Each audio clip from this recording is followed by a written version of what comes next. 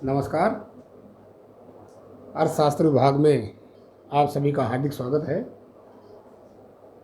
हम अध्ययन कर रहे थे राजऋषि भर्तृहरि मत्स्य सुधालय अलवर के पाठ्यक्रम के अनुसार बीए पार्ट फर्स्ट इकोनॉमिक्स का जो पहला पेपर है आर्थिक अवधारणाएं एवं विधियाँ, उसके अंतर्गत जो कॉन्सेप्ट्स पढ़ रहे थे उसके अंतर्गत पिछले व्याख्यान में हमने देखा था स्थितिक व प्रायोगिक विश्लेषण। स्थितिक का मतलब स्थिर, एक समय बिंदु पर आर्थिक विश्लेषण का अध्ययन करना। यदि हम व्यष्टि विश्लेषण की बात करेंगे तो वह व्यष्टि आर्थिक विश्लेषण कहलाएगा। यदि हम समष्टि चर की बात करेंगे, हम यानी कि हम ऐसी आर्थिक क्रिया को लेंगे जिसका संबंध संपूर्ण अर्थव्यवस्था से है, तो उसे हम समष्टि स्थितिक विश्लेषण के नाम से जानते हैं। और मैंने बताया आपको, हम व्यष्टि अर्थशास्त्र को कीमत सिद्धांत के नाम से भी जानते हैं। हम व्यष्टि अर्थशास्त्र के अंतर्गत कोई भी हम व्यष्टि आर्थिक क्रिया का अध्ययन करते हैं, सिंपली एक एग्जाम्पल लेकर, तो उसके अंतर्गत हम एक मांग और पूर्ति का एग्जाम्पल, यानी कि एक वस्तु की कीमत कैसे डिसाइड की जाती है, एक वस्तु की कीमत कैसे निर्धारित की जाती है, इस बात का हम एग्जाम्पल लेके उस चीज़ को स्पष्ट करते हैं। तो स्थितिक विश्लेषण के अंतर्गत हमने 4 प्रकार देखे उसके: व्यष्टि आर्थिक स्थितिक विश्लेषण, ठीक है, और व्यष्टि आर्थिक तुलनात्मक स्थितिक विश्लेषण, और समष्टि आर्थिक स्थितिक विश्लेषण, समष्टि आर्थिक तुलनात्मक स्थितिक विश्लेषण।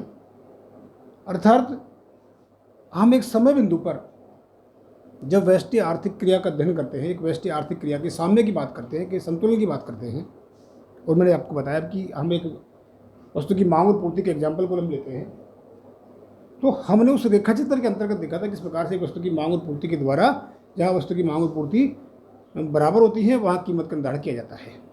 तो उसे हम व्यष्टि आर्थिक स्थिति के नाम से जानते हैं।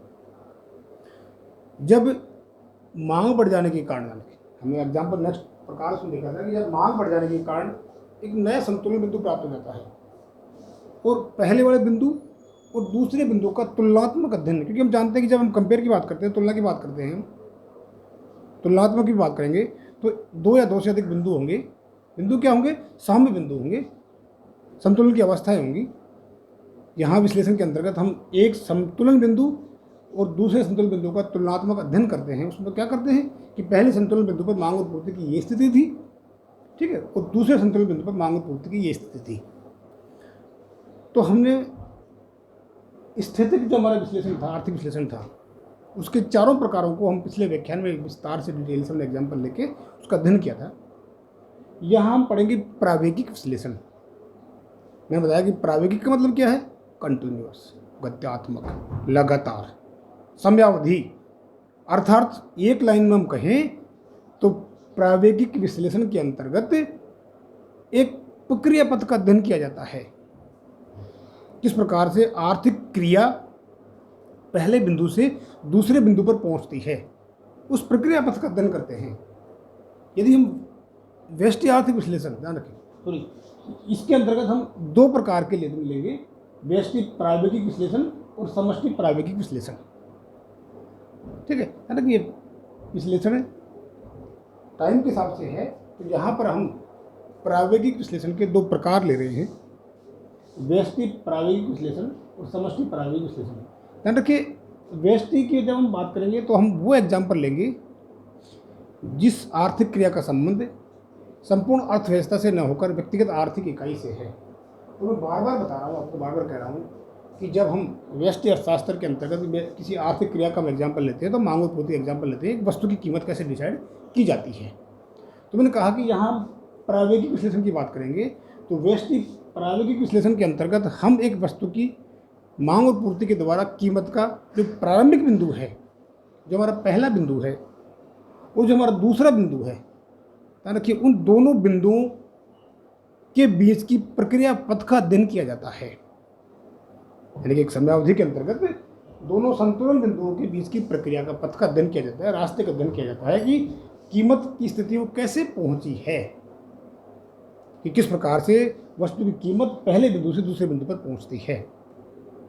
तो मैंने कहा था ना कि इसको हम व्यष्टि जो प्रावेगिक विश्लेषण है, व्यष्टि जो गत्यात्मक विश्लेषण है, व्यष्टि जो सतत प्रक्रिया है आर्थिक विश्लेषण की, हालांकि इसके अंतर्गत हम इस का अध्ययन एक मक्कड़ जाल की सहायता से करते हैं। मक्कड़ जाल नाम से देता है, मकड़ी के जैसे जाल है कि ये डायग्राम जो बनेगा वो एक मक्कड़ जैसे जाल जैसा बनेगा। यानी कि हम एक मक्कड़ जाल के द्वारा व्यष्टि प्रावेगिक जो हमारा विश्लेषण है इसका हम अध्ययन करेंगे। यानी कि 2-3 बातें इंपॉर्टेंट हैं। यानी कि मैंने कहा कि जो हमारा कॉन्सेप्ट का पेपर है इसमें यदि शुरू से मैंने कॉन्सेप्ट याद कर ली, मान लीजिए उसको हम समझ के याद करेंगे तो आगे हमें कहीं दिक्कत नहीं आएगी। ठीक है, तो जो हमारा ये व्यष्टि प्रावेगिक विश्लेषण है, इस व्यष्टि प्रावेगिक विश्लेषण के अंतर्गत यानी कि हमको समझना है और क्या चीज़ इंपॉर्टेंट है वो हमें देखनी है। हमको ऐसे नहीं रटना कि हमने डायग्राम बना दिया, ठीक है, और आप इसको जाने कि पता नहीं क्या है मक्कड़ जाल, किस तरह का डायग्राम बनेगा, क्या है क्या नहीं है, यानी कि कहीं कोई दिक्कत नहीं है। बस केवल 2 बातें इंपॉर्टेंट हैं जो जनरल हैं। मैंने कहा कि इकोनॉमिक्स में जितने भी कॉन्सेप्ट हैं तो कॉन्सेप्ट अवधारणाएँ हैं, लेकिन वो अवधारणाएँ जनरल हैं। और मैंने कहा आपको कि जब तक हम इकोनॉमी के अंतर्गत अपने आप को रख कर हम नहीं देखेंगे, क्योंकि अर्थशास्त्र में जब हम व्यष्टि की बात करेंगे तो मुख्य रूप से उपभोक्ता और उत्पादक, वस्तु बाजार, साधन बाजार इंपॉर्टेंट हैं। तो उपभोक्ता, हम एक उपभोक्ता हैं तो हम भी इकोनॉमी का एक पार्ट हैं। तो हम अपने आप को वहाँ रख कर देखेंगे, क्योंकि जो हम पढ़ेंगे व्यष्टि शास्त्र के अंतर्गत उपभोक्ता व्यवहार का सिद्धांत क्या है, पढ़ेंगे कि एक उपभोक्ता को अधिकतम उपयोगिता कैसे प्राप्त होती है। ठीक है, अधिकतम उपयोगिता उसको कैसे प्राप्त होती है, इस बात का अध्ययन करेंगे उपभोक्ता के व्यवहार के सिद्धांत के अंतर्गत, या उस नियम के अंतर्गत। उपयोगिता विश्लेषण है, क्रमवाचक दृष्टिकोण है, गणनावाचक दृष्टिकोण है, समसीमांत उपयोगिता नियम है, मांग की लोच, तमाम तरह की वस्तुएं किस तरह की हैं, क्या, खैर इन बातों का अध्ययन करेंगे। तो मैंने कहा कि मनुष्य को उपभोक्ता है और हम अपने आप को वहाँ रख कर देखेंगे तो आर्थिक क्रियाओं के अंतर्गत, तो हम पाएंगे कि हम भी अर्थशास्त्र का एक पार्ट हैं। खैर, तो मैंने कहा कि हम इस व्यष्टि प्रावेगिक विश्लेषण को मक्कड़ जाल की सहायता से हल करेंगे, या हम इसको स्पष्ट करेंगे। व्यष्टि जो प्रावेगिक विश्लेषण है, एक शब्द इंपॉर्टेंट है, व्यष्टि का माइक्रो, सूक्ष्म आर्थिक क्रिया, प्रावेगिक माने सतत, गत्यात्मक। विश्लेषण का मतलब है एनालिसिस करना, जो वेरिएबल्स हम लेंगे उनका एनालिसिस करना, उनके संतुलन की अवस्था को बताना, उनके सामने की स्थिति को स्पष्ट करना है, ये चीज़ का अध्ययन लेंगे।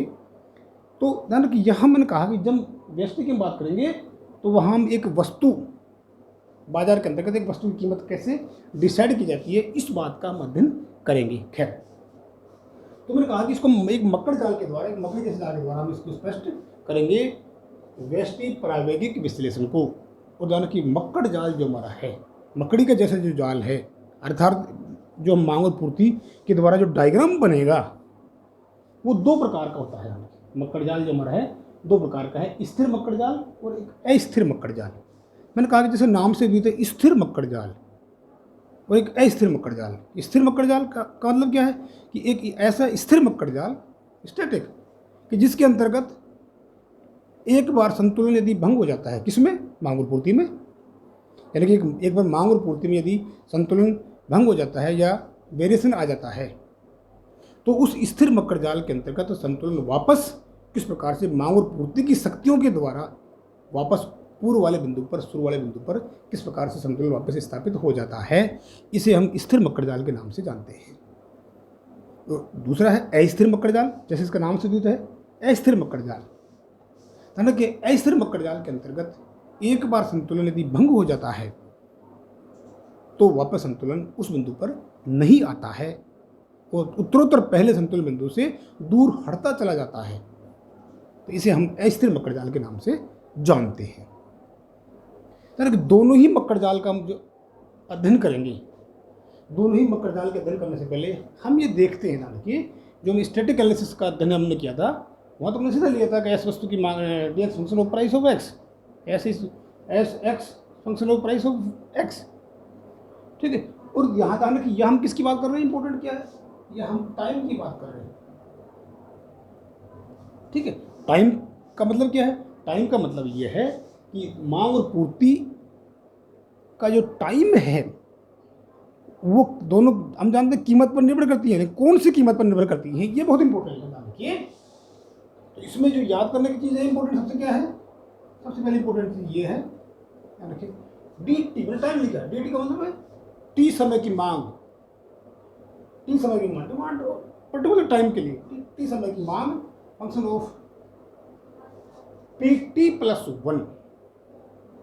ठीक है, यानी कि हम ये कहें कि वर्तमान जो मांग है वो टी प्लस वन का मतलब क्या है, अगली वाली कीमत पर। वर्तमान मांग जो है वो भावी कीमत का फलन है, वर्तमान जो मांग है वो भावी कीमत का फलन है। यानी कि इसका मतलब क्या है, इसका मतलब यह है कि वर्तमान में जो उपभोक्ता की जो डिमांड, जो उपभोक्ता कर रहा है किसी वस्तु की मांग तेजी से बढ़ रहा है, क्यों कर बढ़ रहा है, इसलिए बढ़ रहा है कि उसको ये लग रहा है कि भविष्य में वस्तु की कीमत ज़्यादा हो जाएगी, तो उससे देख कर, उसको सोच कर टी प्लस वन टाइम की जो प्राइस है उसके अनुसार वो डिमांड करता है कम या अधिक। ठीक है, और एस टी टी समय की जो सप्लाई है, पूर्ति है, वो पी टी माइनस वन का मतलब क्या है, टी समय से पूर्व वाले समय की कीमत का फलन है। अर्थात वर्तमान जो पूर्ति है वो पिछली कीमत का फलन है कि पहले कीमत ज़्यादा। इसका मतलब क्या है, ध्यान रखिए, इसका मतलब सिंपल ध्यान रखिए, रटना नहीं है, समझना है। समझना क्या है, ये समझना है कि वर्तमान जो सप्लाई है, पूर्ति है, पिछली कीमत का फलन है। यानी कि उत्पादक जो क्या है, उत्पादक किसी वस्तु की पूर्ति कब बढ़ाता है, उसको भविष्य का अनुमान नहीं होता, ध्यान रखिए, पिछली कीमत को देख के बढ़ाता है। किसी पर्टिकुलर किसी वस्तु की कीमत ज़्यादा है तो सोचेगा यार इस वस्तु की कीमत ज़्यादा हो रही है तो उसका उत्पादन बढ़ाएगा। ठीक है, यानी कि पहले की पिछली कीमत के अनुसार, पिछली कीमत से प्रेरित होकर पिछली कीमत में यदि ज़्यादा वृद्धि है तो उत्पादन को ज़्यादा बढ़ाएगा। यानी कि कुल मिलाकर क्या है कि वर्तमान जो पूर्ति है, सप्लाई जो है, वो पिछली कीमत का फलन है। अभी डायग्राम में कैसे इसको हम स्पष्ट करेंगे भी देखते हैं। तो इसके अनुसार ये दो बातें इंपॉर्टेंट हैं, इन दोनों के अनुसार हम स्थिर मकड़जाल और अस्थिर मकड़जाल को लेंगे, डायग्राम बनाएंगे। मैंने बताया कि स्थिर मकड़जाल वो है जिसमें एक बार संतुलन भंग हो जाएगा मांग और पूर्ति में तो वापस उस बिंदु पर आ जाता है, और अस्थिर मकड़जाल के अंतर्गत एक बार संतुलन भंग हो जाता है मांग और पूर्ति में तो वापस उस बिंदु पर नहीं आता है। दोनों का तरीका एक ही है, कम से कम सही है। पहले हम इसको ले लेते हैं, ये हमारा डी डी वस्तु की मांग का मांग कर है, और ये हमारा पूर्ति होकर। हम जानते हैं पूर्ति होकर धनात्मक होता है, मांग होकर नेगेटिव होता है। ठीक है, ठीक है, क्योंकि मांग और कीमत के मध्य उल्टा संबंध पाया जाता है, इसलिए डायग्राम नेगेटिव बनता है। ठीक है, और पूर्ति और कीमत के मध्य सीधा संबंध पाया जाता है। और इसके अंदर जो बताया आपको, यानी कि प्राइस जो हमारा है ये हमारा स्वतंत्र चर है, मुस्लिम बताया था, ये हमारा आश्रित है। ये हम आगे जो चैप्टर पढ़ेंगे फलनात्मक संबंध का, उसमें बहुत डिटेल से पढ़ेंगे, बहुत अच्छा। ठीक, तो ये हमारा पूर्ति करें, हमारा मांग करें, जहाँ वस्तु की कीमत लिया गई है, जहाँ मांग और पूर्ति दी गई है। यानी कि प्रारंभ में दोनों मांग और पूर्ति वक्र इस एम बिंदु पर एक दूसरे को काटते हैं, अर्थात संतुलन की स्थिति है। यहाँ एक कीमत डिसाइड होती है, इस ओ क्यू, मतलब जो कहूँ इस ओ क्यू मांग और पूर्ति जहाँ पर, अर्थात संतुलन एम बिंदु पर है जहाँ ये क्यू एम कीमत डिसाइड हो रही है, या ये कहें ये कीमत इसके बराबर डिसाइड हो रही है। अब मान लेते हैं स्थिर मकड़जाल के अंतर्गत, ध्यान रखिए कि पूर्ति जो हमारी सप्लाई जो है वो घटकर ओ क्यू की हो जाती है, अर्थात S1 पे आ जाती है, सीधा है। पूर्ति घट जाती है और इस M से S1 पर आ जाती है। पूर्ति यानी कि इस कम पर आ गई, तो उन्होंने कहा कि पूर्ति कम हो गई किसी वस्तु की तो क्या होगा, पूर्ति कम होने से उसकी प्राइस बढ़ जाएगी। पूर्ति कम होगी तो उसकी प्राइस बढ़ जाएगी, यानी कि जब S1 पर आती है पूर्ति की मात्रा तो कीमत जो है वो बढ़कर P1 हो जाती है। और ये हमारा प्रक्रिया पथ है इस तरह से। ठीक है, ये क्या है, मैंने कहा कि इस प्रावेगिक विश्लेषण के अंतर्गत हम प्रक्रिया पथ का अध्ययन करते हैं। तो मैंने कहा कि पहला संतुलन तो हमारा M था, संतुलन भंग होने के बाद में आ गया हमारा S1 आ गया। ठीक है, हमारा ठीक है M था, भंग होने के बाद में हमारा S1 आ गया। अब इस प्रक्रिया पथ के अनुसार वापस हम M पर कैसे पहुंचेंगे, इस प्रक्रिया पथ का अध्ययन ही यानी कि व्यष्टि प्रावेगिक विश्लेषण कहलाता है, जिसको हम स्थिर मकड़जाल के द्वारा स्पष्ट करते हैं। ठीक है, पर आ गया, प्राइस हमारी बढ़ गई। ठीक है, पूर्ति कम हो गई तो हमारी क्या हो गई, कीमत P1 हो गई। ठीक है, पूर्ति कम अधिक हो गई, कीमत अधिक हो गई, कीमत अधिक हो गई तो क्या पूर्ति S1 से बढ़कर S2 हो जाएगी। यानी कि कहने मतलब क्या है, कहने का मतलब है कि अधिक कीमत पर पूर्ति बढ़ जाएगी।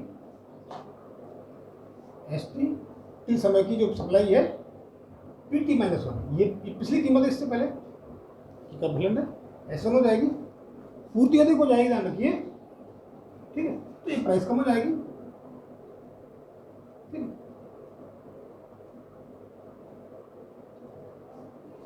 प्राइस कम हो जाएगी, पूर्ति कम हो जाएगी।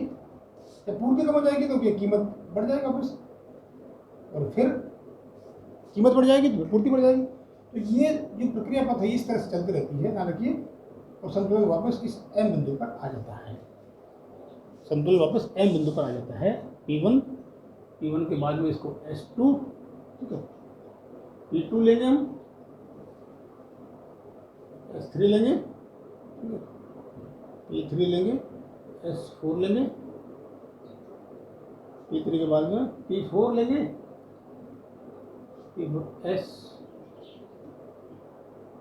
S5 लेंगे, S5 से वापस M पर आता है। ठीक है, संतुलन वापस, तो इसे हम स्थिर मकर जाल के नाम से जानते हैं। ये हमारा दूसरा है अस्थिर मकर जाल। इसका मतलब क्या है, मतलब कि अस्थिर मकर जाल के अंतर्गत यदि एक बार मांग और पूर्ति में संतुलन भंग हो जाता है तो कहना कि संतुलन वापस उस बिंदु पर नहीं हो जाता है, नहीं आता है, वो तुरंत दूर होता चला जाता है। वही रहेगा वर्तमान समय की मांग आगे वाली कीमत का फलन है, वर्तमान समय की पूर्ति पिछली कीमत का फलन है। देख लीजिए, ये हमारा सप्लाई वक्र है, ये हमारा डिमांड वक्र है। ठीक इसी प्रकार से जहाँ प्रारंभ में मांग और पूर्ति इस M बिंदु पर संतुलन की अवस्था में है, जहाँ वो क्यों मांग और पूर्ति है M पर दोनों बराबर एक दूसरे को काट रही है, ये M क्यू की बराबर कीमत डिसाइड हो रही है। अब पूर्ति घट जाती है, ध्यान रखिए, और घटकर S1 पर आ जाती है।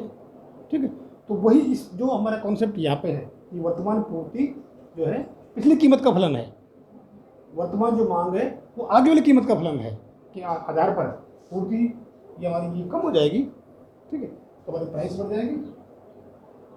ठीक है, प्राइस बढ़ गई वर्तमान, तो क्या होगा आगे चलकर पूर्ति बढ़ जाएगी, और पूर्ति बढ़ जाएगी तो ये प्राइस कम होगी। और इस प्रकार से ये जो क्रम है हमारा,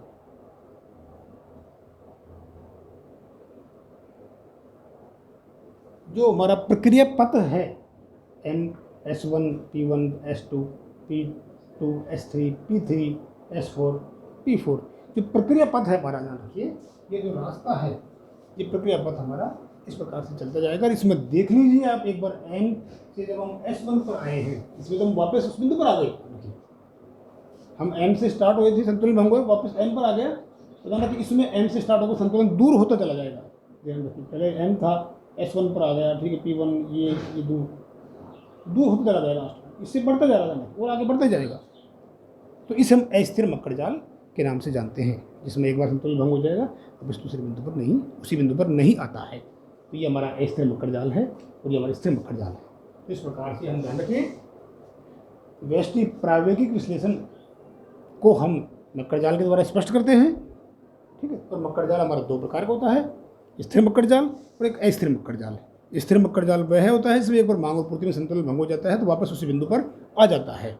अस्थिर मकर जाल वह होता है जिसमें मांग और पूर्ति में एक बार संतुलन भंग हो जाता है तो वापस उस बिंदु पर नहीं आता है, वो तुरंत दूर होता चला जाता है। दोनों के लिए कॉन्सेप्ट क्या काम करेंगी, यानी कि वर्तमान समय की मांग आगे वाली कीमत का फलन है, वर्तमान समय की पूर्ति पिछली कीमत का फलन है। इसके आधार पर हम इस डायग्राम को स्पष्ट करेंगे।